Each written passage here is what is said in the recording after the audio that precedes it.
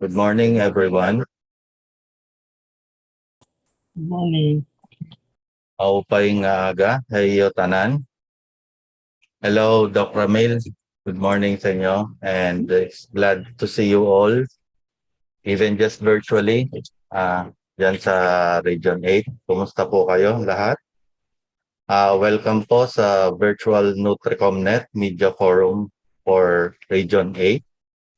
I am Salvador R. Serrano, Senior Science Research Specialist of the Marketing Unit of DOST-FNRI.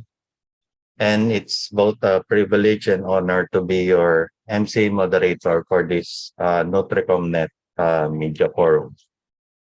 Your attention, please, for the invocation, the Philippine National Anthem, and the DOST hymn.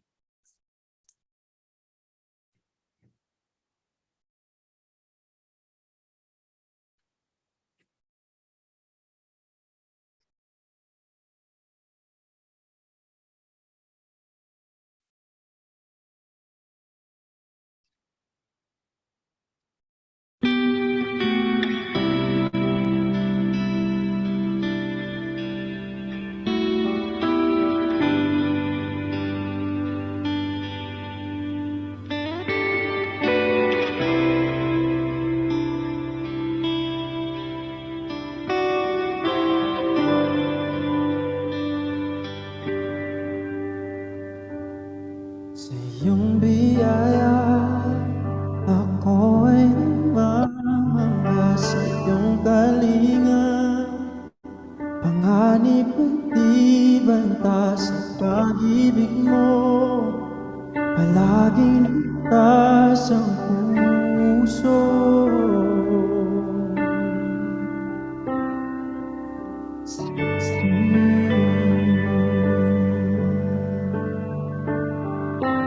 Nausap ka, tungkod mo'y nakikinig sa ingay man. Pulong mo'y tatangi, pag-asang ikaw, sa'yo puso ko'y tatapang.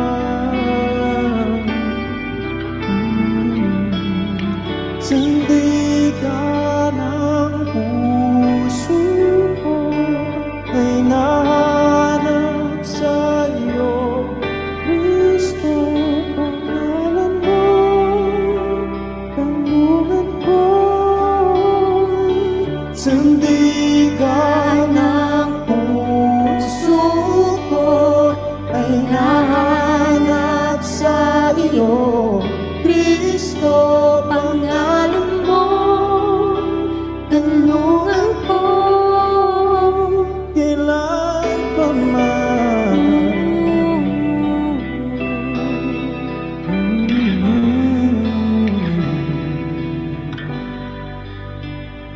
kailan pa man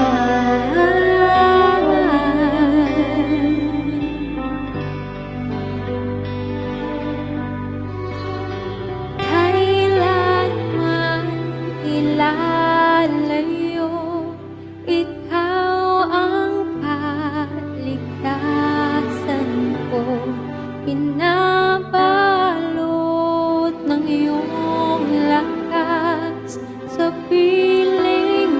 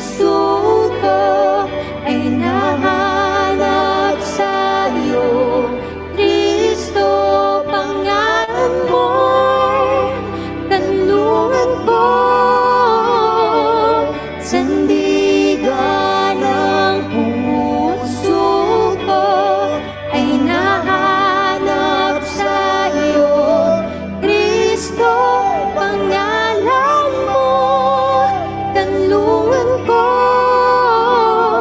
Kailan pa man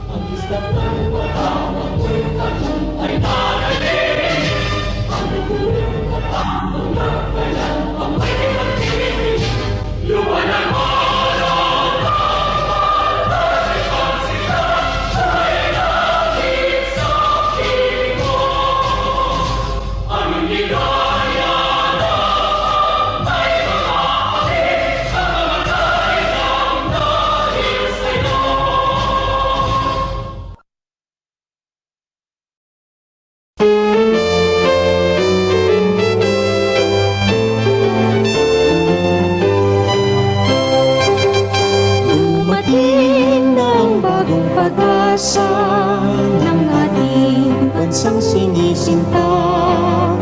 Ang DOST ay sumilang na, lingkod ng bayan sa tuwina, pagtuklas ng bagong karunungan sa iba't ibang uring taghan. Pangiti ka sa ganahan at kaunlaran ng ating lipunan. Ibandila ang kanyang sagisa, kay tanda ng pagsisika. Pagtupad ng ating pangarap ay biyayang malalasap. Magpugay tayo ng sabay-sabay, mabuhay, mabuhay ang DOST. Ang sensya ay sandigan ng maunlad na bayan. Layunin at tila ay may magpapapuri, pagkaisa ng dalangin para sa ilang bayan. Mabuhay, mabuhay ang DOST. Pasensya ay sandigan ng maunlad na bayan. Layunin at tila at may pagkakapuri, pagkaisa ng dalangin para sa ilang bayan.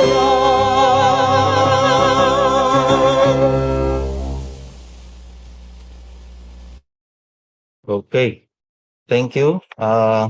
Kapag with singers, our homegrown talents from the DOST FNRI. Moving on now to warmly welcome all of us to this virtual NUTRICOMNET for Region 8 is the officer in charge of the Office of the Deputy Director of the DOST FNRI and also the Chief Science Research Specialist of the TDS TSD, our beloved Dr. Milflor S. Gonzalez. Over to you, Doc Mil. Thank you, Buds. A pleasant day to all of us. To DOST Regional Director Engineer Ernesto M. Granada, Dr. Ramil T. Uy, my dear friend, Senior Science Research Specialist and Regional Information Officer, Engineer John Glenn D. Ocaña, Provincial Science and Technology Director of Leyte, and NUTRICOMNET Leyte Coordinator, Dr. Arnaldo T. Amosco Jr., Provincial Science and Technology Director of Eastern Samar, and NUTRICOMNET Eastern Samar Coordinator, other DOST Regional Office 8 officials and personnel, Nutrition Communication Network, or as we call NUTRICOMNET, members represented by our media partners and officers of regional, provincial, and city government line agencies, state universities and colleges, national government offices, food technology licensees, ladies and gentlemen, maupday nga aga ha iyo tanan. Good morning and thank you for your invaluable presence today. On behalf of Dr. Imelda Angeles Agdepa, our beloved DOST FNRI Director 4 and Scientist 4, I am happy to meet you even just virtually in this NutriComNet Forum for Region 8. Allow me to begin with a quote from Colin, one of America's most respected author and speaker, who said that time and health are two precious assets that we do not recognize and appreciate until these have been depleted. We all know that an increasing number of people nowadays are not managing their time well, such that a minimal portion of this precious time is devoted to achieving and maintaining good nutrition. Thus, this contributes to the deterioration of the health status that in turn make most of us more prone to illness. We know that illnesses weaken the immunity that increases our susceptibility to the COVID-19 virus, as well as the seasonal outbreaks and emergence of new diseases like the monkeypox. Aside from decreased productivity, this scenario entails costs in terms of medical bills and medicine, and in serious cases, loss of jobs, livelihood, or opportunity to continue one's education, work, and even health. Thus, this NutriComNet Forum aims to provide information on the latest nutritional status of our children with corresponding recommended solutions to help address nutritional deficiencies identified by the DOST FNRI Expanded National Nutrition Survey, or what we call the ENNS. In particular, this morning, we will feature new food technologies developed by DOST FNRI, like the meal lusog and coconut-based complementary food. The meal lusog are ready-to-eat viands with rice. They come in three variants: pork picadillo, chicken pochero, and mixed veggies arroz. These are one-dish meal variants, which are complete meals mixed with fruits and vegetables like papaya, pineapple, and mangoes. The coconut-based complementary food technologies for young children, on the other hand, are composed of rice cocoa and corn cocoa complementary food blends. As alternative nutritious snacks, we also have rice cocoa puffs and corn cocoa puffs that resemble the form of pearls that kids are familiar with and love so much to eat. Similarly, the Cocoa Bisque are bite-sized biscuits in attractive geometric star, moon, and other shapes. These coconut-based food technologies is one of our contributions in cushioning the impact of the skyrocketing cost of wheat flour. On the side, we can also help uplift the livelihood of our coconut farmers. Most of all, these contain a balance of protein, fat, carbohydrates, iron, and zinc that can considerably improve the nutritional status of our children. With this new information, we are banking on your usual support in multiplying the diffusion of these nutrition survey results and new food technologies to your colleagues, clients, stakeholders, and MSMEs. In this effort, our media partners have the capability to reach more beneficiaries. The DOST FNRI and your DOST regional and provincial offices are always willing to lend a hand in improving not just the nutritional status of everyone, but also help in providing livelihood opportunities that are direly needed in this continuing pandemic and looming economic crisis. The NUTRICOMNET, or as we call it, the Nutrition Communication Network, is your vehicle and partner in accessing food and nutrition information, food technologies, and other science and technological services. Let us continue to nourish the network by conducting regular activities that promote proper nutrition. Our institute, the DOST FNRI, is just a click away. Engage with us. We are looking forward to meet you face-to-face again in the near future. Again, maupay nga aga, marami pong salamat, and let us all remain safe and well-nourished. Magandang umaga po. Over to you, Buds. Thank you very much, Doc Mill. Now, to give a message on behalf of the DOST Region 8 Director, Engineer Ernesto M. Granada, is Dr. Ramil T. Uy, Senior Science Research Specialist and S&T Human Resource Development and Promotion Unit of DOST 8. Dr. Ramil, over to you. Thank you very much, Bud Serrano, and good morning to Flora Gonzalez and to the FNRI Director, Dr. Deepa, and to the participants of today's NutriComNet meeting. Good morning, everyone. Despite of the willingness of our regional director to attend this morning today's meeting, because he valued this is very important because this could be connected to our implementation of the community empowerment to science and technology program, of which Region 8 is the national coordinator, and one of the components of the program is the health and nutrition. Unfortunately, due to the prior commitment, he just left this 7:30 to Luzon to attend the PNHRS meeting also that will until Friday. So anyway, as I have mentioned, this is very significant to all of us. I encourage even our regional and provincial staff to attend this because the information that will be generated in this meeting could be a good help in coming up with strategies and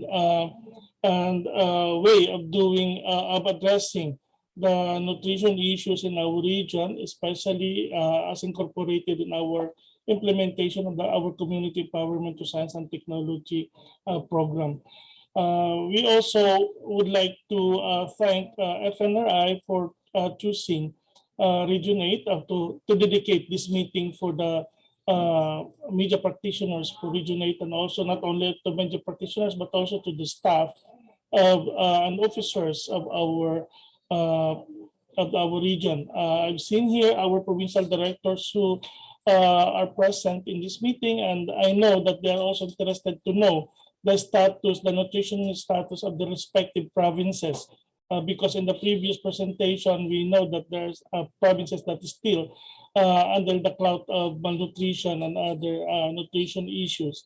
So I hope this morning, today, we will get a good information as to the status of our nutritional status of our regions, especially in our provinces that were identified as still haven't graduated yet from that malnutrition and other nutrition issues. Good morning, everyone, and let's enjoy and also learn something new from this meeting. Thank you very much, Dr. Ramil. Now, to acknowledge our participants is Mr. Nicole M. Bristol, You can just call him next, Science Research Specialist, one of the marketing unit. Go ahead next. Hello po. Ay, good morning po to everyone. It is my pleasure po to acknowledge our participants in today's NutriComNet Media Forum. Although this NutriComNet is dedicated for Region 8, we opened the registration to other regions and provinces. Thus, we have a mix of attendees coming from various sectors from various regions. Let's start first. We have participants coming from DOST Cordillera Administrative Region, from PSTC Apayao. We also have participants coming from DOST Regional Office 6, DOST Regional Office 8. Good morning po sa ating lahat. We also have participants coming from Provincial S&T Center of Leyte, PSTC Leyte, from DOST ITBI, colleagues from DOST FNRI, and colleagues from DOST STII. From other government agencies and local government units po, we have participants from Eastern Visayas Health Research and Development Consortium. We have from DSWD Region 10, DepEd Sagay City, City Health Office of Baybay Leyte, Baybay City Agricultural Office. Good morning po. LGU Dupax del Sur, Nueva Vizcaya, from LGU Mauban, Quezon, and from LGU San Fernando, Camarines Sur. Meron din po tayo mga participants na mga existing adopters of the DOST FNRI. We have from Swiss Pharma Research Laboratory Incorporated, from Lubel Bakery, from Hans Cakes and Pastries, Magic Melt Foods Incorporation, IC Catering Food Services, Five Brothers Bakery, Campco Bayugan, good morning po, from JBM Food Products, Esteems Industries Incorporated, AJ Marilois Food Products Bakery, M. Lang Bakery, from Amira's Buko Tart House, Guapitos Bake Shop and Burger House. Good morning po. And we also have participants coming from state universities and colleges, from Catanduanes State University, from University of Southeastern Philippines, from Basilan State College, St. Louis University, University of Baguio, Silliman University, Bohol Island State University, Negros Oriental State University, Colegio de San Juan de Latran, and from Polytechnic University of the Philippines and Quirino State University. And lastly, we also have participants po from Makati Medical Center, Divine Mercy Wellness Center Incorporated, TMC Clark, from Qualimed, and from the Save the Philippines Visayas Program Office. Sa ating po mga participants, good morning po and welcome po sa ating virtual NutriComNet Media Forum. Over to you, Sir Buds. Thank you, Nix, for acknowledging our participants. And now, to discuss with us the current nutritional status of Filipino young children is Dr. Eva A. Goyena, Senior Science Research Specialist of the Nutritional Assessment and Monitoring Division of the DOST FNRI. Over to you, Doc Bang. Maraming salamat, Sir Bads. Yes, isang makaagham na umaga po sa ating lahat. Maayong aga sa tanan, sa mga taga-Eastern Visayas, at sa ating all our online participants coming from the different regions, provinces po. Ang dami pala po nating participants. And even if it's just a virtual forum po, I'm happy to join you today to present the state of child undernutrition in our country based on the Expanded National Nutrition Survey or ENNS 2018-2019 po. Take note po ng aking ipipresent ay all estimates during pre-pandemic time. This is because our latest, this is still considered as the latest nutrition estimates because we have just completed our ENNS data collection 2021, and hopefully this ENNS will be providing you the estimates of nutrition indicators during the pandemic time. So hopefully, maipipresent po namin soon itong ating latest survey results. So, but before I present the key findings of our ENNS, let's take a review muna po of the 3 different forms of undernutrition that we are all concerned. First, we have stunting.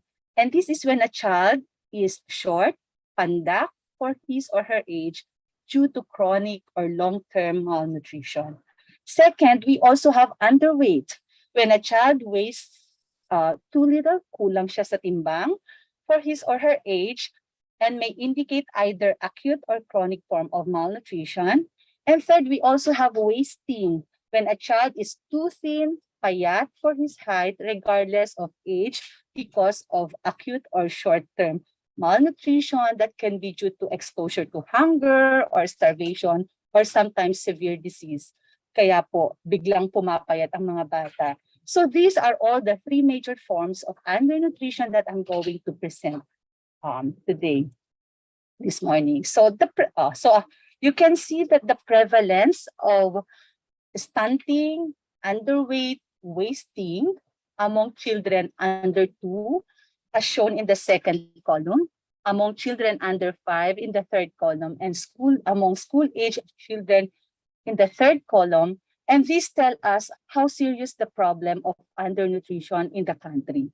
For stunting, the prevalence is considered high based on the WHO classification at about 24% among children under 2, at almost 30% among children under 5, and about 25% among school-age children.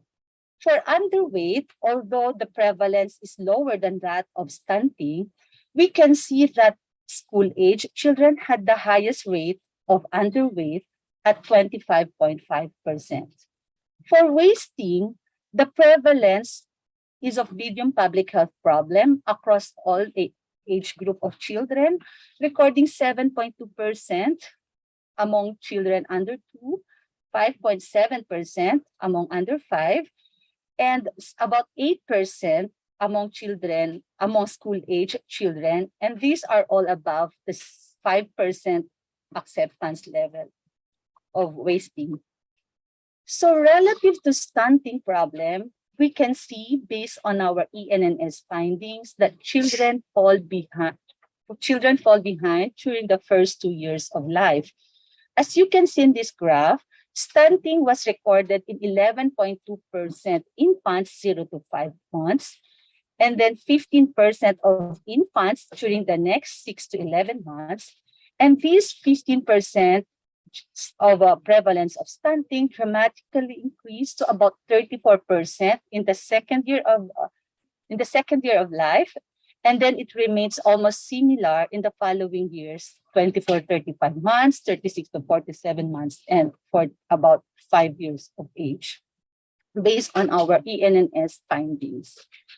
So the question is, why does stunting significantly increase during this period of complementary feeding?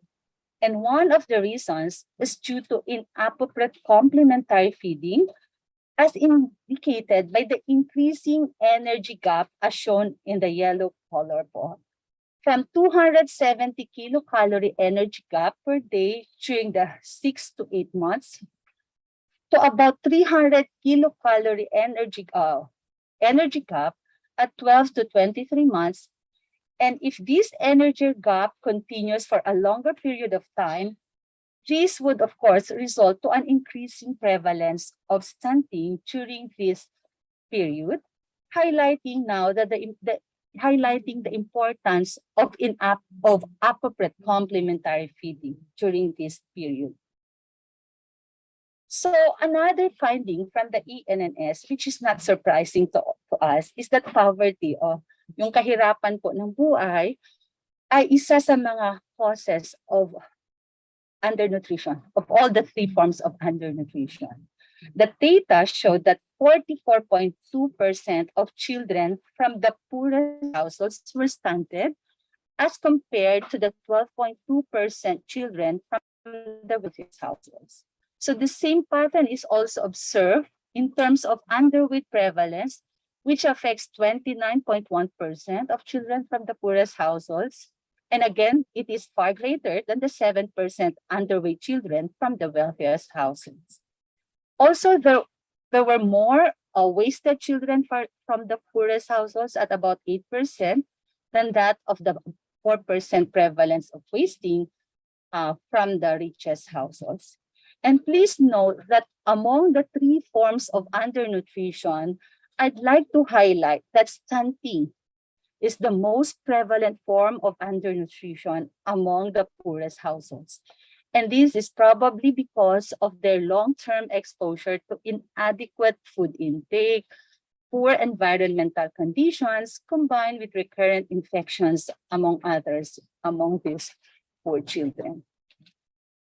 So not only that undernutrition vary across wealth, but it also varies across geographic areas. In 2018 and 2019, we recorded 29 provinces with very high prevalence of stunting of at least 30%. And this very high prevalence is based on the WHO classification 2018. So in Luzon areas, we have 7 provinces with very high rates of stunting among under 5, and these are Nueva Vizcaya, Oriental Mindoro, Mountain Province, Palawan, Camarines Sur, Quezon Province, and Camarines Norte. In Visayas areas, we have 8 provinces with very high rates of stunting among under 5. And these are Western Samar. The prevalence is more than 40%. Next is Antique, Iloilo Province, Capiz, Cebu Province. We also have Northern Samar at 32.2%. Next is Eastern Samar at 32.1%, and Guimaras in Region 6 at 30%.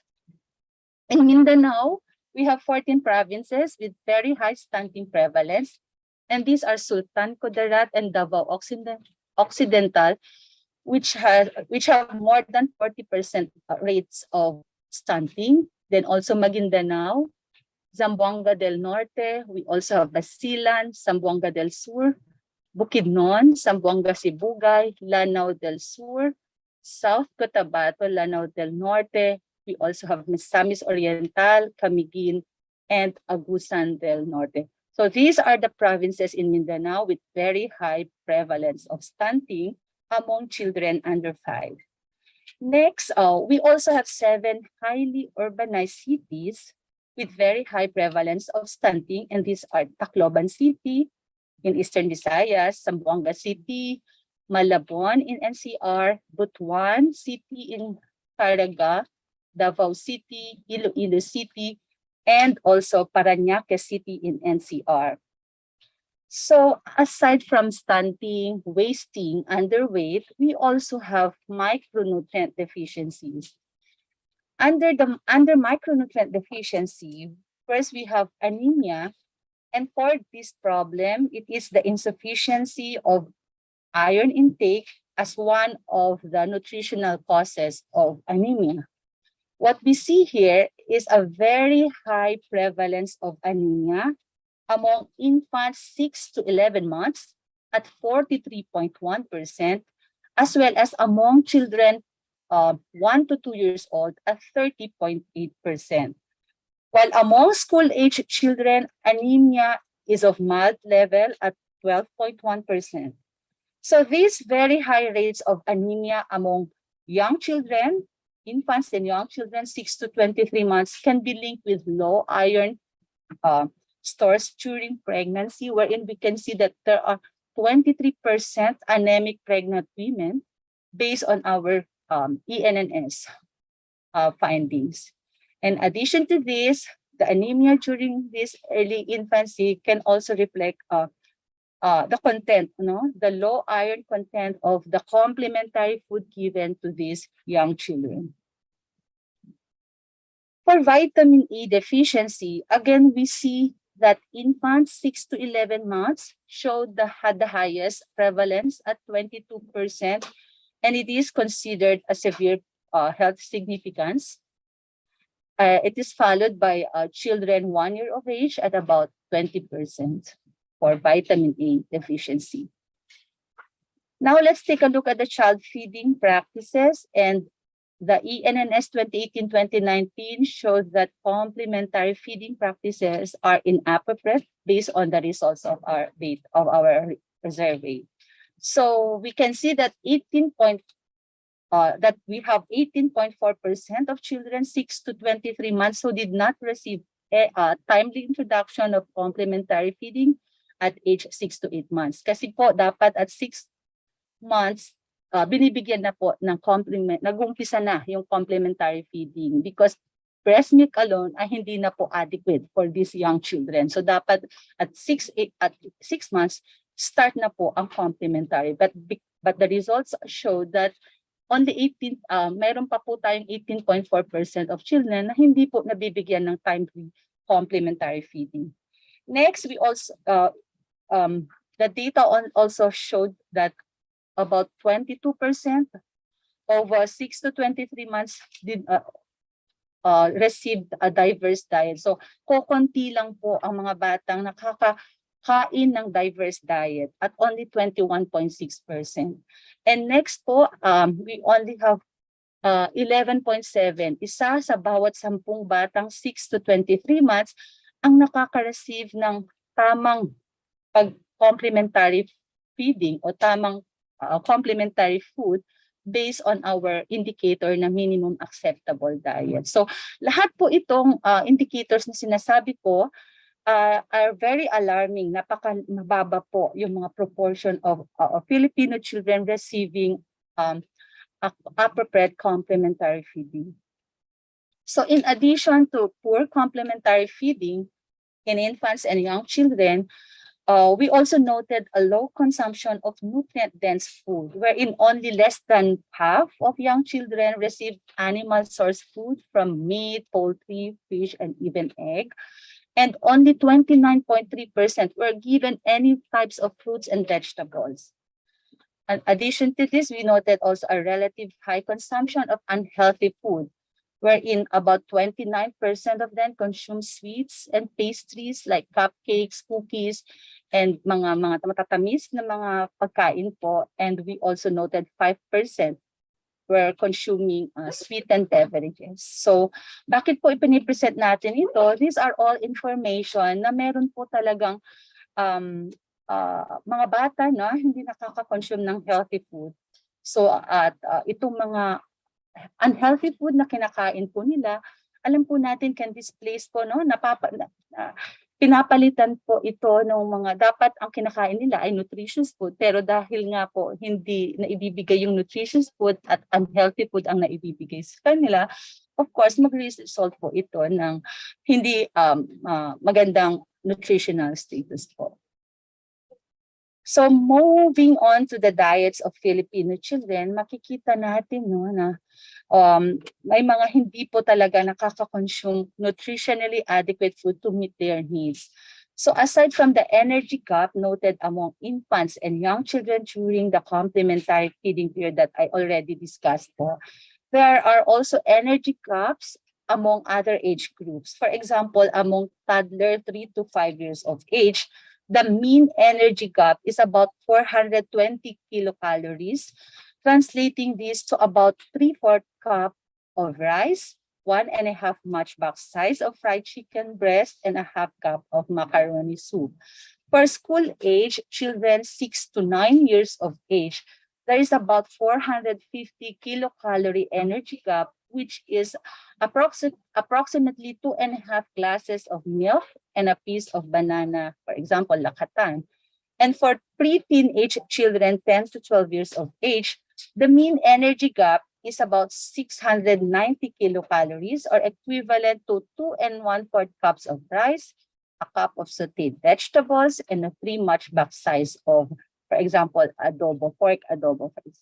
So yun po, evident po yung kakulangan ng kinakain ng ating mga bata across different age groups.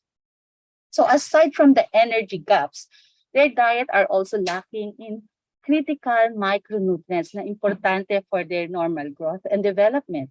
Among young preschool age children, iron inadequacy is revealing where 80.9 were not meeting the estimated iron requirement in a day. And other critical nutrients lacking in the diets of these children are calcium, vitamin C, thiamine, and vitamin A, among others. For school-age children, 6 to 12 years old, their diet is also inadequate of micronutrients such as iron, vitamin A, calcium, vitamin C, and also riboflavin or vitamin and other B vitamins. So, kulang po ang kanila. May mga micronutrient inadequacy po sa kanilang kinakain. And to sum up, there is a high prevalence of undernutrition, including micronutrient dietary inadequacies. During the first 2 years of life, stunting prevalence is of high, while wasting is of medium public health problem.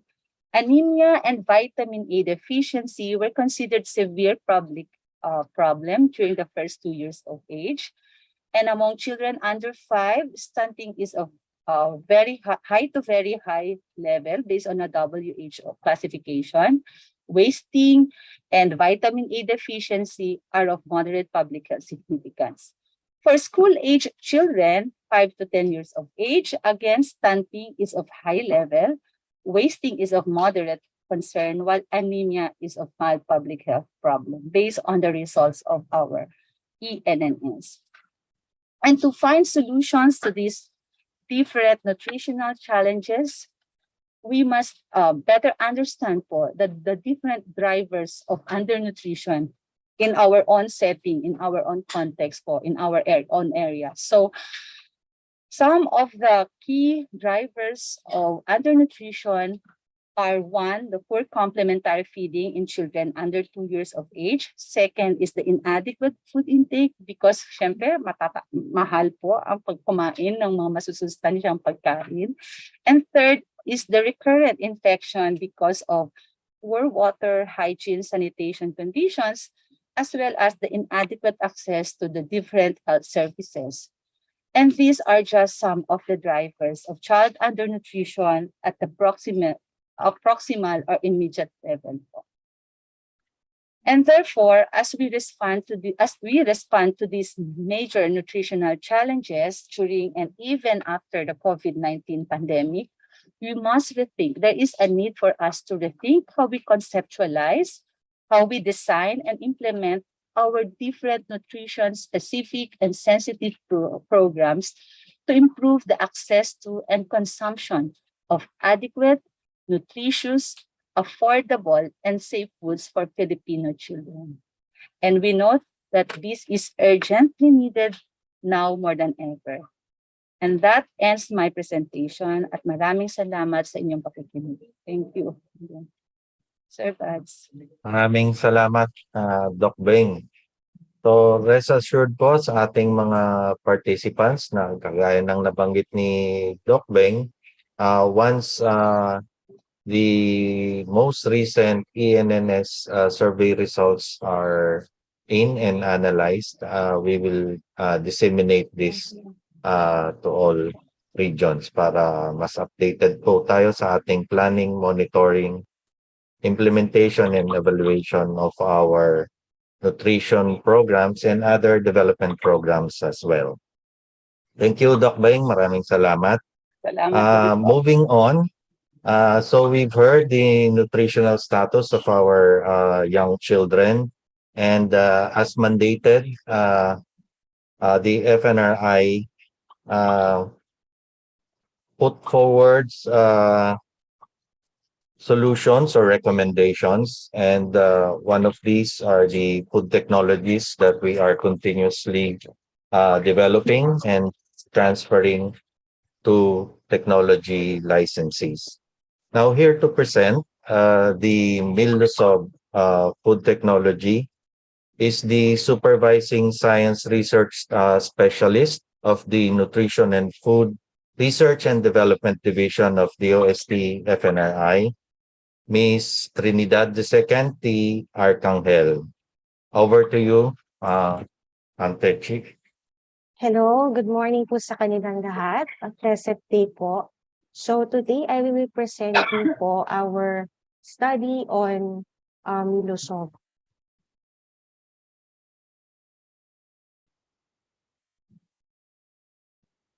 Okay po. May I know kung nakikita na po ng maayos yung screen? Yes, Ma'am Tech. Nakikita po. Sige po. So again, a pleasant morning to everyone po, ano? So I will be presenting to you one of the technologies that was developed by DOST FNRI as one of the responses doon po sa malnutrition problem na present po sa atin kanina ni Doc Ben Goyena. So this was previously launched last April po ng taon lang pong ito. So I will be presenting the Milosov, your healthy meal made instant. So good nutrition in children plays a vital role in maintaining a healthy life through consumption of variety of foods. So alam po natin yan. And the type and quantity of foods being consumed affects the overall nutritional status of an individual. So it was mentioned earlier by Dr. Goyena that malnutrition is still considered a public health concern, and anemia is still prevalent among children. And this can be attributed to poor diet quality and availability of food. So one of the strategies to address malnutrition problem is through dietary diversification, where the consumption of micronutrient-rich food is increased and made more available. So the Pinggang Pinoy is an example of a dietary diversification tool, wherein it provides consumers with recommendations of the appropriate proportions of various food groups for a healthy and balanced meal for Filipino children. It also complements the food pyramid guide, and it is also a reminder for us on how we are to fill up our plates with the right amount and quality of food. So if we are guided with this type of tools, this strategy can help us achieve our goal in addressing or reducing the malnutrition problem in our country. So with the persistent problem on malnutrition across all age group, due to different dietary patterns, food preferences, food insecurity, natural calamities, and even the pandemic, the provision of nutritionally adequate, safe, and convenient food poses a great challenge among homemakers and even institutions and policymakers. So instant meals and ready-to-eat foods are now being recognized as alternative ways to serve food in a more convenient way. However, the food must not only satisfy hunger, but also acceptable in terms of palatability and should be nutritionally adequate. So ready-to-eat foods are pre-cooked, pre-cleaned, and mostly packaged and ready for consumption. So with this, the DOST FNRI conducted a study to develop a prototype instant meal following the Pinggang Pinoy concept, specifically to develop a process of producing 3 meals or instant meals for children 4 to 6 years old, determine the optimum processing conditions and standardize the production of these instant meals, and determine the physicochemical characteristics, sensory acceptability, and microbiological safety of the products being produced. So the meals of products were developed using the Pinggang Pinoy concept with children. What we did was to screen different recipes which can be easily eaten by children. We also check the right food group proportions on a per meal basis so that the final product may help augment the nutrient gaps needed by the body. Next is we dried each ingredient in the recipe using the low humidity, low heat dryer or LH2. We use this simple drying technology because it uses low temperature, so that nutrients are more preserved and the acceptability of the product is higher based on previous studies as compared to the conventional oven drying. So during the optimization process, we look into the different treatments of the ingredients used for each recipe, and the drying temperature and the drying time. And each dehydrated food group are packed individually and placed in a food grade plastic tub ready for rehydration. And during the food product development process, we tested the physicochemical, the acceptability of the food products using the 9-point hedonic test, and we also submit the samples for microbial analysis and proximate analysis. Now, the final output of the study are the 3 nilusog products, namely nilusog pork picadillo, nilusog chicken pochero, and nilusog mixed veggies arroz. And a pack of nilusog contains the following dehydrated products: 1 pack of iron-fortified rice, 1 pack of meat, so it can be pork or chicken, depende po doon sa dinevelop na product, a pack of fruits, and 1 pack of powdered sauce mix.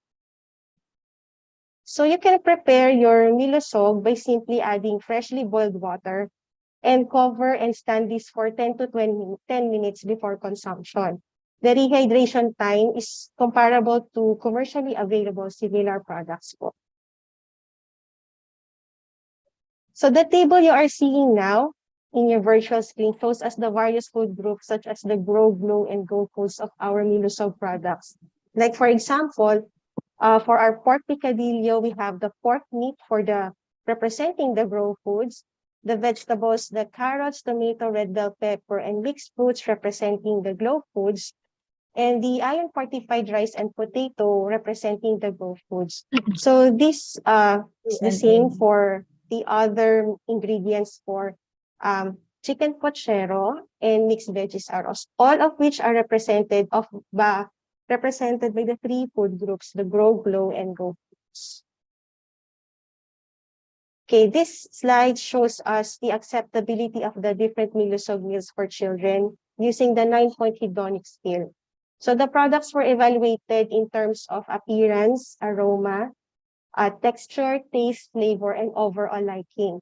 And the results showed that all the nilusog products got a score of 8, which has an equivalent adjectival rating of like very much. So masarap naman po yung ating mga nilusog na products. Okay, so the next slide shows us the physicochemical results of our product. So the moisture content of the dehydrated samples was determined since this is an important factor that affects the texture and rehydration time and amount of water to be added to the dehydrated products. So the following moisture content of the samples presented here are the most recommended values for the product to have an acceptable texture based on the determined rehydration time and rehydration volume. And we also analyzed the samples for its water activity, since this is one of the parameters that can dictate the shelf life of stability of foods. Since water activity are related to many chemical, physical, and enzymatic and microbial reactions, we aim that the water activity must be less than 0.6 for all our dehydrated samples. Because at this value, the microbial proliferation in a dried product is very low. So results show that all our products are below the critical water activity values. And for the pH or acidity of the products, we also measured that. And the pH range of the samples were from 5.2 to 5.9. And we also measured the samples through its color values: L for lightness, A for red or green, and B for blueness and yellowness. Okay, this slide shows us the microbial analysis of the 3 nilusog. So these were analyzed in terms of its aerobic plate count, coliform, yeast and molds, the Staphylococcus aureus and Listeria monocytogenes, And for samples with chicken ingredients like the chicken pochero and mixed veggies arroz, the microbial analysis for salmonella was added to one of the parameters. So data shows that all our Milusog products have acceptable microbial results. And based on the nutrient analysis of Milusog products, we can see that our product can provide at least 33 to 38% of the caloric needs for children 4 to 6 years old, and 52 to 54% of protein requirement per serving size. It is also a source of dietary fiber and micronutrients such as iron, zinc, and calcium. So what is promising about Milusog is that number one, it is conveniently available. Due to its versatility, Milusog is an additional option for government and non-government organizations and institutions in delivering safe and convenient foods to feeding programs or to victims of calamities. It can also help busy homemakers in preparing nutritious meals for their family. For these products, we use iron-fortified rice, which may help address anemia among children, and the use of iron-fortified rice as compliance to the food fortification law mandating all rice for consumption must be fortified with iron. Yan po yung sinasabi natin RA 8976, ang ating food fortification law. And since all our raw materials are locally purchased, this is in a way will support our farmers and poultry and hog industry of the country.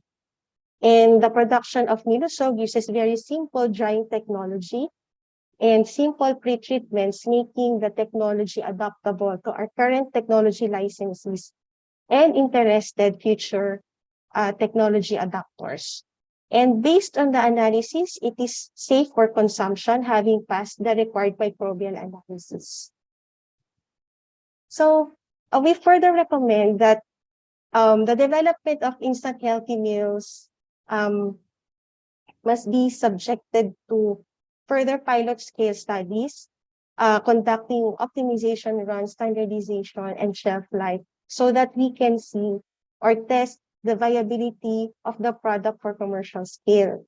And also it is recommended for efficacy trials to test its applicability in addressing malnutrition problems in children. So there you have it. This is FNRI's Milusog, your healthy meal made instant.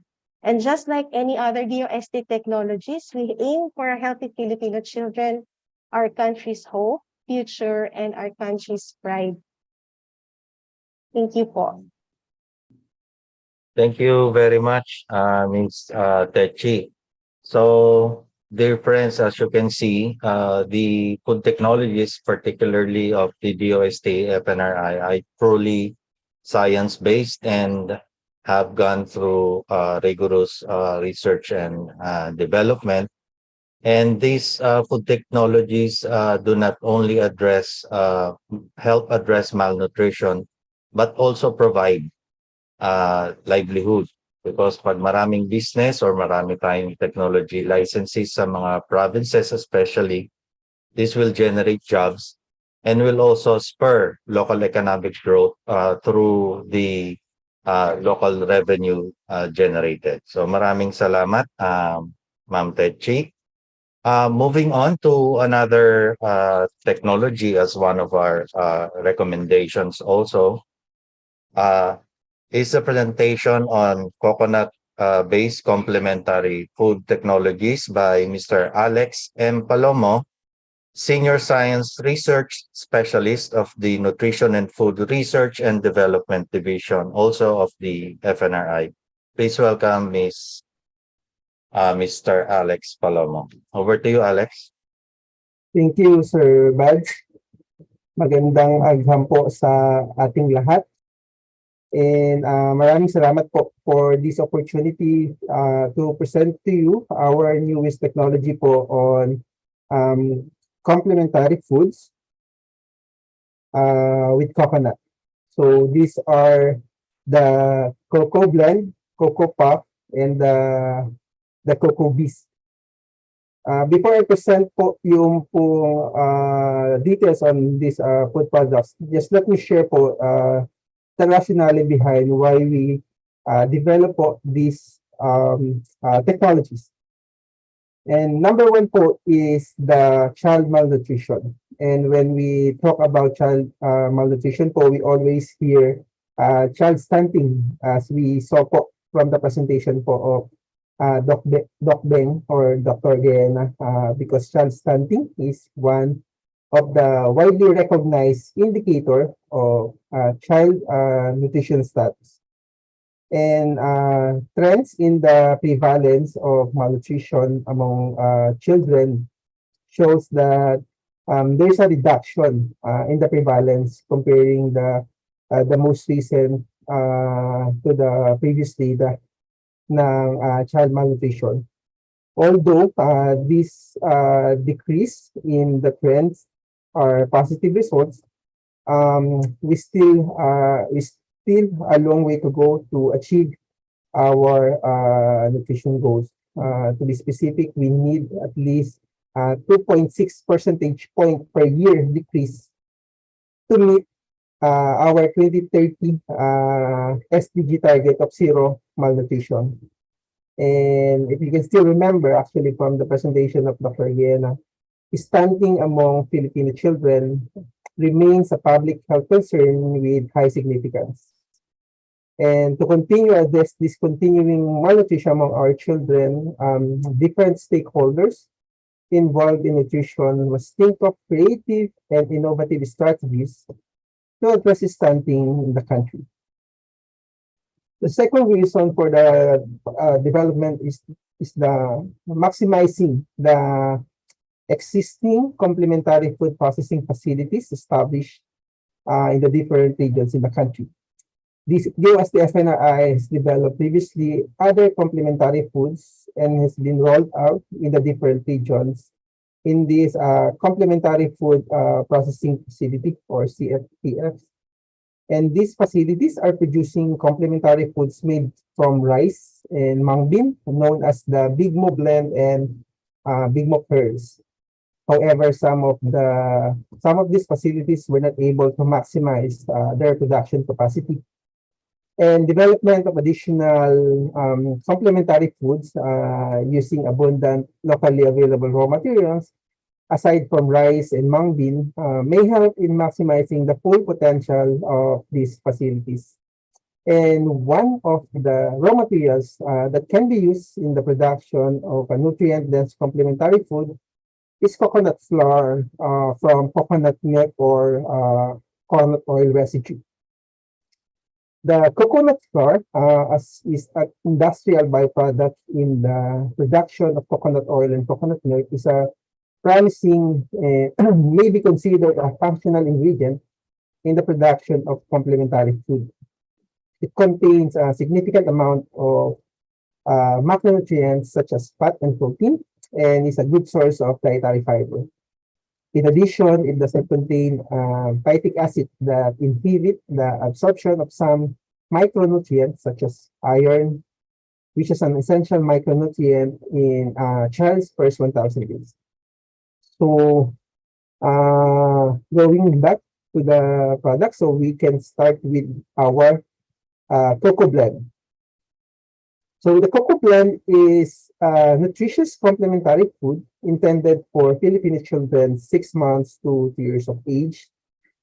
It is a delicious complementary blend processed through extrusion technology, which is made from rice, corn, and coconut flour. One serving size of the cocoa blend will provide 120 kilocalories of energy and 4 grams of protein. And from one of the slides of Dr. Guiana, 6 months to 12 months children have an energy cap of around 229 kilocalories, meaning that 2 serving of cocoa blend, let's say 1 in the morning and 1 in the afternoon, can already meet this energy cap. On the other hand, the program's protein can meet already the 29% of the recommended intake for protein of children 6 months to 12 years old. The cocoa blend is also an excellent source of dietary fiber, which can help in maintaining good bowel movement, and also an excellent source of calcium that can meet the around 30% of the recommended intake for calcium. Cocoa blend is also a source of iron and zinc that can meet around 7 and 12% of the recommended intake for iron and zinc respectively. Lastly, our cocoa blend is convenient to prepare just by adding hot water into the cocoa blend powder before serving to our children. Moving on to our second product, which is our cocoa puff. By the time that our children is more than 1 year old or more than 1 year old, they might want something aside or other than the texture or mouthfeel of a blend or a complementary food blend. And they might look for something to chew or to bite. And this is where our cocoa puff can come in. Our cocoa puff is a complementary extruded food intended for children 1 to 2 years old. It is also processed using extrusion technology and is made of rice, corn, and coconut flour. Similar to cocoa blend, our cocoa puff can provide 120 kilocalories and 4 grams of protein per 30-gram serving size. The cocoa puff can also help in addressing the energy gap that we have observed in our 1 to 2 years old children. And the protein content of this cocoa puff can meet around 14% of the recommended protein intake for children 1 to 2 years old. Similarly, it's an excellent source of dietary fiber as well as calcium. It is also a source of iron and zinc. And the cocoa puff is easy to chew and dissolve easily once put in the mouth. They are just the right size for toddlers' hands to pick up, which may help in developing their hand motor skills, making it a perfect nutritious complementary snack for this age. Our next product is the Cocoa Bees. The Cocoa Bees is a nutritious biscuit made from a mixture of wheat flour and coconut flour and other baking aids. It contains 147 kilocalories of energy and 2 grams protein per 30 grams serving size. Cocoa Bees is another product that can be used to address the energy gap among our children, and having multiple product types to offer to our children during complementary feeding may help them to avoid taste fatigue. The Cocoa Bees is also an excellent source as well of dietary fiber and also contain iron and zinc. The cocoa beans has a soft, crisp texture with a sweet coconutty flavor. And in the production of these cocoa beans, we were able to use up to 35% of flour substitution without affecting the product acceptability, which this can be translated up to 8 to 10% savings in the production cost. As I mentioned previously, the one of the rationale is the maximizing the capacity of the different complementary food processing facilities in the different regions, wherein that That's why the cocoa blend and the cocoa puff can be readily produced in this existing facility, which is equipped with twin screw extruder. Thereby, this complementary food processing facilities can offer, or there can be an additional product line which they can offer to their clients, like the DepEd or DSWD for their different children feeding program. On the other hand, the cocoa bees can be adopted by our bakery partners producing enhanced nutrition. For the investment cost in the which actually will depend if you will start from scratch, or you are already an existing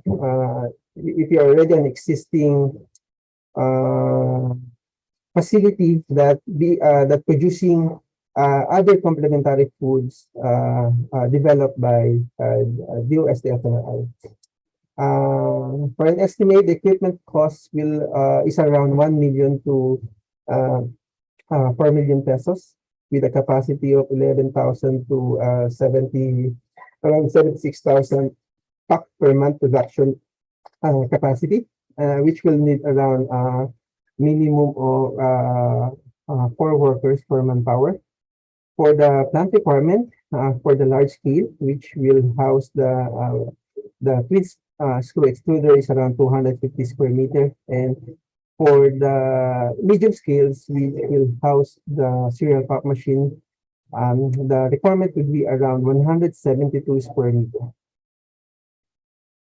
And for the cocoa blend, it has a similar estimate for the investment cost with the cocoa blend. So since you are going to use basically similar equipment in producing the cocoa blend and the cocoa puff. So the plant capacity per month is around 8,000 to 16,000 pack per month, requiring 3 minimum manpower and the same plant size requirement. And for the cocoa bees, yes, this is around for the equipment cost. This is around 740,000 pesos with a capacity, with a production capacity of 3,000 to 4,500 pack per month, with a minimum manpower of 3 workers and a plant size requirement of 170 square meter. So again, so these are our newest technology on trying to address the malnutrition in our children. And we are hoping that these technologies can help our children to be healthy and free from the burden of malnutrition so that they can play happily. However, we are hoping that we are not alone. Fighting malnutrition does not stop in the development of this technology. It needs to reach its intended market, our children. That's why we need you. And please join hands with us in this fight to fight child malnutrition. With that po, is the end of my presentation, and maraming salamat po. Maraming salamat, Alex. So as you have heard from Sir Alex, aside from helping address malnutrition and providing livelihood, this can also very well help our farmers, who are one of the poorest sectors of society, specifically our rice farmers, no? Yung ating mga corn farmers and yung ating mga coconut farmers. And I know in the regions and provinces, marami po itong mga farmers na ito na naghihikahos. And these technologies, as you have seen, no, as per presentation, will help address the skyrocketing prices rather of wheat flour, no? Kasi sobrang taas ng wheat flour. So using other alternative or composite flour like rice, coconut, and corn will help lower the production cost. So thank you very much, Sir Alex Palomo. So we have just heard the presentations on the current nutritional status of our Filipino young children and also our food technologies to help address the malnutrition, specifically the Milusog food technology and the coconut-based complementary food products. We are now open for your questions. You may raise your hand to be acknowledged, or you can type in your queries dito po sa ating chat box. So as per reference to our program for today, we are very well ahead of time. So we have ample time to for your queries and comments or questions, and our speakers will be very glad to address this. Okay, let's start the ball rolling with the question from Doc Ramil. Go ahead, Doc Ramil. Thank you very much, Sir Badge. My first inquiry is for the kay Dr. Guyena regarding the state of child under nutrition in the Philippines. Tanong ko lang, when is then the report will be out? Kasi as of this morning, I'm already coming up with a press release regarding dun sa pina-present mo. But I'm going to disclose also that updated report will be upcoming. Kailan kaya yun po, ma'am? Yes, thank you, Doc Ramil. Thank you for the question.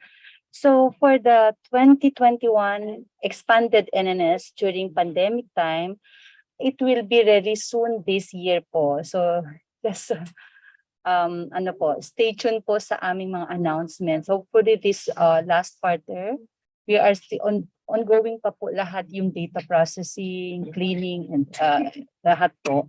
Para by last quarter of this year, we'll be able to disseminate po. For Region 8, we have Southern Leyte po. Ang naiwang provinces, as you have noted po siguro, no, that I presented po yung results ng 4 na probinsya, including Tacloban po. Yung na-cover po ito noong 2018-2019. The Yes, Western Samar, Eastern Samar, Northern Samar, Tacloban City. So, na-cover po namin din ang Biliran, Southern Leyte, and ang naiwan po the last area po na-cover namin pandemic time, 2021, ay yung Leyte po. So, this will be disseminated, the results will be disseminated this year, late this year po. Thank you very much. Tuloy ko lang yung thank you very much, Ma'am. Thank you po. Guyena, si Ma'am Eva. Okay, I'm going to proceed na lang, Sir Bal, sa pang tanong. Actually can be answered by the two speakers on Milusog at saka cocoa-based complementary food. Doon sa Milusog, how are we going to position the product? Kasi kung gagawin natin siya ng narrative, how are we going to position this? Pati pala yung cocoa base. Maliban kasi doon sa nutrition lang, ano pa yung pwede natin siyang ipareha ng mga commercially available food products po? Yes, good morning po, Dr. Remy. Opo, sir, actually, one of our target markets din po is yung as another option for food for emergencies po. So, as you all know naman po siguro, minsan na nahihirapan po tayo magpadala or usually yung iba nating binibigay na rations do not have enough nutrients po. So, isa po yun. And another thing is po yung an option for the DepEd po for their feeding programs po. Kasi simula po nang nagkaroon ng pandemic, medyo dry ration po yung mga binibigay natin. So this is an option po na magamit nila. So instead na magluto sila ng sobrang dami and medyo hassle pa po, ito po, lalagyan lang po nila ng freshly boiled water and ano na po ito, ready to be served na po doon sa recipient children's po natin sa mga school. So, yun po yung dalawang options natin aside from doon sa the usual po na home-based cooking na instant po. Yun po, sir. And for the complementary foods, Dr. Ramil, it's primarily targeting our Filipino children po. Yun pong, it's an additional complementary food po that hopefully to be used during the different feeding program by national or local government, or also in individual household po ng ating pong mga kababayan po. This is an additional complementary food po. As I mentioned din po kanina na para po maiwasan yung pong pagkasawa noong mga kasama po during yung mga batang kasama during the feeding program na hindi na parang at the latter part of the feeding program hindi na nila gustong kainin pa yung paulit-ulit na complementary food na kinakain nila. So the similar product in the market that I can compare po yung product is yung na-mention ko nga po the Big Mo Curls and the Big Mo Blend. And it's almost similar with the blend, but for the curls po, this one is it's more on the product. If you are familiar with the what they call this, meron po kasing NutriPop na meron po sa market, yung maliit lang na parang extruded snack na pwede po na nire-recommend or ginagamit for baby-led weaning ng mga the Nestle NutriPop po yata yung it's more similar to that po. Yung mga puff natin nasa sa baybay meron tayo, but the rest of the provinces like Northern Samar, meron din tayong complementary food processing center. So paano yun, Sir Alex? Susulat lang sa inyo if in case we need to have the transfer of knowledge doon sa product? Yes po, Doc. Okay. Thank you so much for entertaining my question. Thank you po. Okay. Thank you, Sir Ramil. Any more follow-up questions, Doc Ramil? Okay ka na? Done na ako, Sir Buds. Okay. Any more questions from the other participants? Check ko lang po itong ating panel.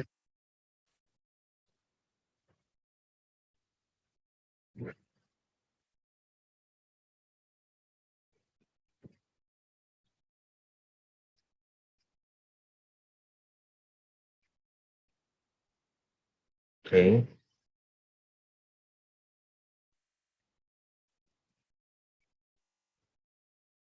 More questions pa po?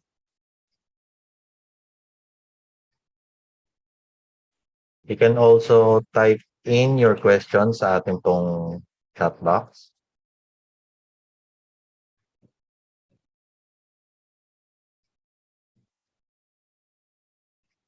So as stated po ng ating mga speakers ay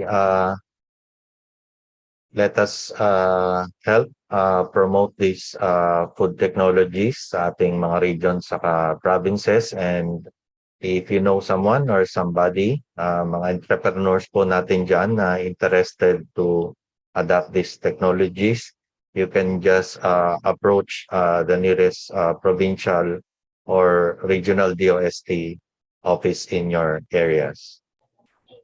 Sir Buds, may concern lang pala ako. Paano ka namin ma-access yung material? Kasi this coming, we're going to celebrate kasi the Regional Science and Technology Week this coming August 25 to 27. But prior to that, we're going to have a press conference on August 22.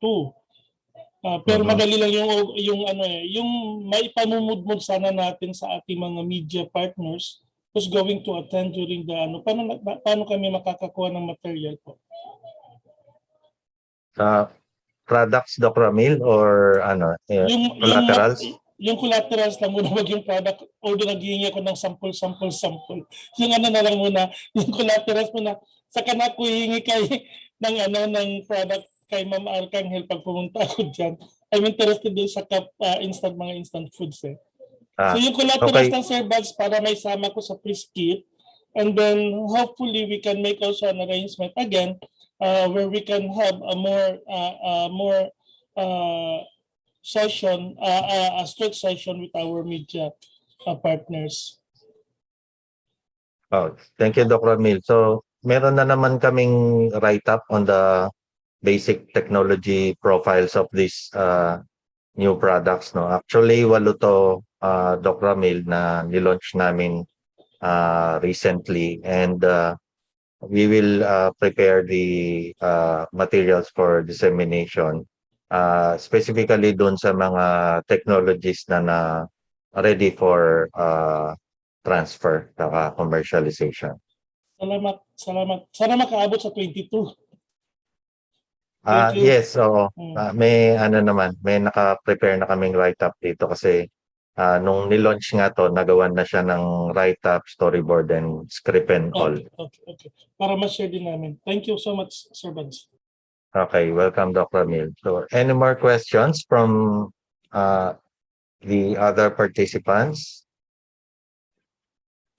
So, for your information po, no, ang DOST Region 8 or Region 8 ay ang isa sa mga pinakamaraming food technology licensees na nag-adapt ng mga food technology ng FNRI. Kaya busy po talaga yung ating mga provincial saka regional officers diyan sa mga teams who help us specifically in scouting for technology licenses and also in monitoring yung progress nung ating mga food technology licenses. O ito sa chat box from DOST-8 Biliran, is this Miss Juliet, if I'm not mistaken. The question is, magkano po pala yung suggested retail price ng Milusog and the other products po na Coco Blend, Coco Puff, and Coco Bisc? So, unahin po muna natin. Suggested retail price daw, Ma'am Techi, ng Milusog, and then to be followed by Sir Alex for the Coco Bisc products. Yes po. For the Nilusog, we still do not have the suggested retail price because ongoing po ang ating pilot scale studies to see the commercial feasibility of the product. However, we are aiming po to na magkaroon po tayo ng reasonable price on this as much as possible. Hindi po ganun kataas ang cost. And at the same time, yung cost po sana niya ay makapasok doon sa cost for ginagamit for feeding programs and ng DSWD naman po for disaster foods po, no? So, tinitignan po muna natin kung ano yung lalabas doon sa ating pilot scale studies before we can give the suggested retail price. Pero ano na po yan, kamiso na po kasi ongoing shelf life lang po ngayon yung product. So, siguro po by within the year, baka maibigay na din po natin yun po. Yun po yung aabangan natin. Salamat po. Thank you, Mr. Chi. Sir Alex? Good morning po. Similar din po with the suggested retail price ng Nilusog.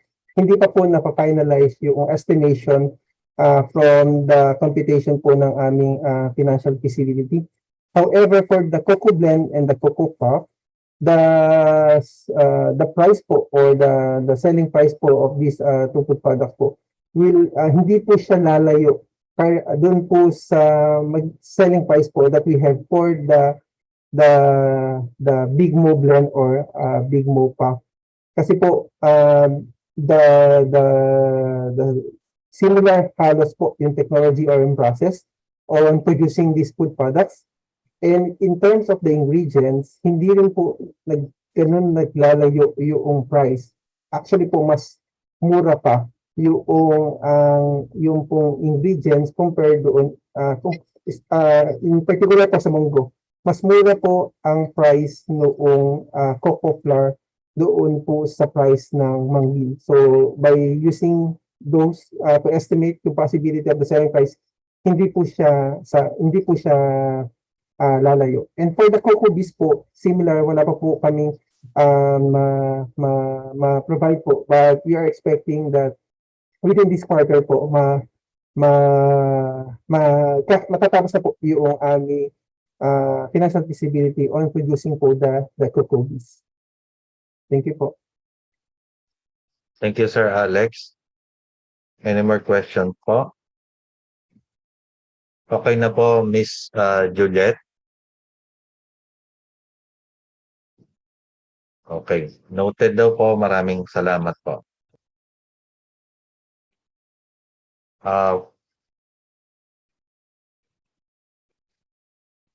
More questions po? So aside from the technology transfer program of DOST FNRI and also DOST Region 8 and the other regional offices as well, we also conduct trainings, no, food and nutrition trainings. So you can contact your provincial or regional offices so they can refer you for your request for training on food and nutrition, no? Like sa mga ganito pong food technologies and also for meal management, for food safety, also on our various S&T services. Okay, so far I'm not seeing any more raised hands, and also no more questions sa chat box. So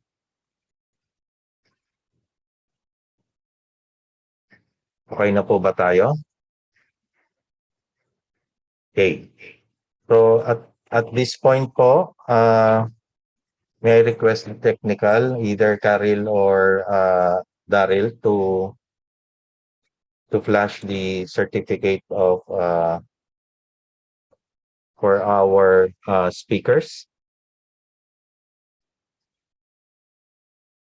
Okay, may I read the citation? The Republic of the Philippines, Department of Science and Technology, Food and Nutrition Research Institute presents the Certificate of Appreciation to DOST Region 8 for the successful conduct of the Virtual Nutrition Communication Network Media Forum for Region 8 held on August 10, 2022 via Zoom. Given this same day, signed the Director for and Scientist for Dr. Imelda Angeles Agdepa. So maraming salamat po, DOST-8 and also the other DOST and other agency, regional and provincial offices present here today. The certificate now for our resource persons. The same certificate of appreciation is given to Dr. Eva A. Goyena for sharing her expertise and valuable insights as resource person during the NUTRICOMNET Media Forum for Region 8, held on August 10, 2022 via Zoom. Given this same date, signed Dr. Imelda Angeles Agdepa, Director for and Scientist for of DOST FNRI. Next, for Miss Trinidad II T. Arcangel, the certificate of appreciation is given to you for sharing your expertise and valuable insight as resource person during the NutriComNet Media Forum for Region 8, held on August 10, 2022 via Zoom, given the same date, signed Dr. Imelda Angeles Agdepa, Director for and Scientist for of FNRI. And last but not the least, to Mr. Alex M. Palomo for sharing his expertise and valuable insight as resource person during the NutriComNet Media Forum for Region 8, held on August 10, 2022 via Zoom, given this same date and signed Director for and Scientist for Dr. Imelda Angeles Agdepa. Okay, so maraming salamat po sa DOST Region 8, to our speakers, Dr. Goyena, Ms. Techi, and Sir Alex. We now request the technical care of Daryl or Karil to take our group picture, and request our participants, if you have your cameras, kindly open them for a photo op. And may I request Karel or Daryl to give the cue? So, good morning po. Okay. Take pictures. Panel 1. Doc Ramil, good morning. Hi, good morning. Kailan kayo tayo makakapag face-to-face? Oo nga. Okay po. Soon. Panel 1. We're Sana, hoping very, soon. very soon. Sa National Science and Technology Week, possible na tayo magkita. Hybrid na, di ba, Doc Ramil? Oo, pero may ano daw may physical exhibit pa rin. Mm-mm.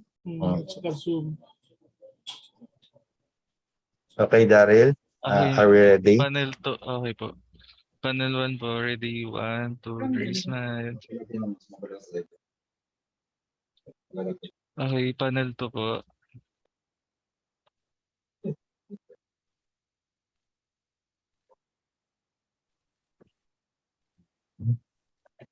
Panel 2. Okay, ready? 1, 2, 3, smile. Okay, panel 3. 1, 2, 3, smile. And panel 4 po. Okay na po. Thank you po. Thank you, Daryl. So si Daryl po saka si Karel ay yung aming mga ICOS marketing unit. Maraming salamat. Before we end this virtual NutriComNet forum, may now request Mr. Alexis M. Ortiz or Sir Alex, our supervising science research specialist of the Technology Transfer and Commercialization section of DOST FNRI, to give the closing remarks. So si Sir Alex Ortiz I believe kilalang kilala nyo sa mga regions dahil all over the place itong taong ito for our tech transfer program. Very Over to you, popular. Sir Alex. Sir, nasa back po po si Sir Alex.